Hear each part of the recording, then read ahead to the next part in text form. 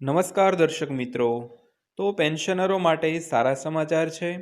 સંસદીય સમિતિએ ફરીથી ભલામણ કરી છે કે વધેલા પેન્શનનો લાભ 65 વર્ષની ઉંમરથી મળવો જોઈએ।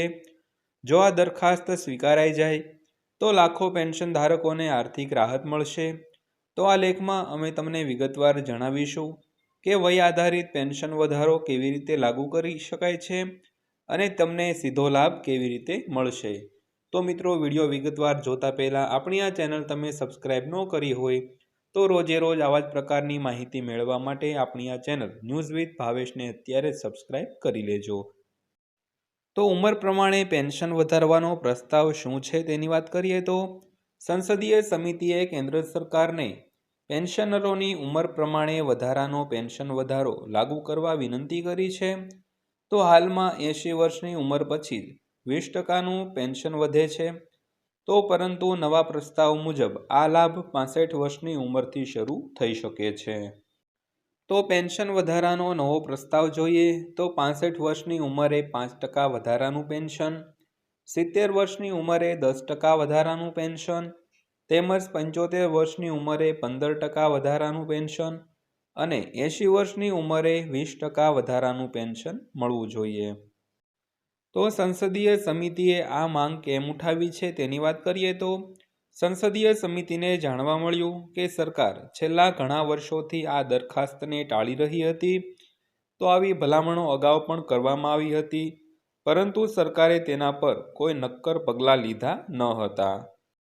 તો સમિતિએ સરકારને આ દરખાસ્ત પર પુનર્વિચાર કરવા જણાવ્યું છે, જેથી પેન્શનરોને તેમની ઉંમર વધવાની સાથે નાણાકીય સહાય મળી શકે। તો આ નિયમ છે તે પહેલાં કયા કયા રાજ્યોમાં લાગુ થઈ ગયેલો છે તેની વાત કરીએ તો આ નિયમ પહેલેથી જ ઘણા રાજ્યોમાં લાગુ કરવામાં આવ્યો છે। તો હિમાચલ પ્રદેશમાં વરિષ્ઠ પેન્શનરોને વધારાનું પેન્શન આપવામાં આવી રહ્યું છે, તેમજ રાજસ્થાન સરકારે તાજેતરમાં આ નીતિ લાગુ કરી છે, પરંતુ કેન્દ્ર સરકારના પેન્શનરો હજુ પણ આ લાભની રાહ જોઈ રહ્યા છે। ત્યારબાદ વાત કરીએ તો કેન્દ્ર સરકાર પર દબાણ, શું આપણને કોઈ ભેટ મળશે? તો રાજ્ય સરકારો પહેલેથી જ આ નિયમ લાગુ કરી ચૂકી હોવાથી કેન્દ્ર સરકાર પર તેનો અમલ કરવાનું દબાણ પણ વધ્યું છે। તો વૃદ્ધ પેન્શનરોને ઉંમર વધવાની સાથે તબીબી અને અન્ય ખર્ચાઓ માટે વધુ પૈસાની જરૂર પડે છે। તો સરકારે આ બાબત પર સહાનુભૂતિપૂર્વક વિચાર કરવો જોઈએ, જેથી વૃદ્ધોને આર્થિક સુરક્ષા મળી શકે।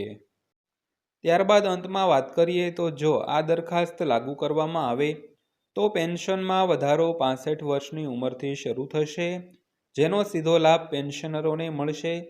તો સંસદીય સમિતિએ સરકારને આ દરખાસ્ત પર પુનર્વિચાર કરવા જણાવ્યું છે। હવે જોવાનું એ રહે છે કે સરકાર આ ભલામણ પર શું પગલાં લે છે। જો આ લાગુ કરવામાં આવે તો 8મા પગાર પંચ હેઠળના પેન્શનરોને મોટી રાહત મળશે મિત્રો। તો મિત્રો, વિડીયો અંત સુધી જોવા બદલ આપનો દિલથી આભાર।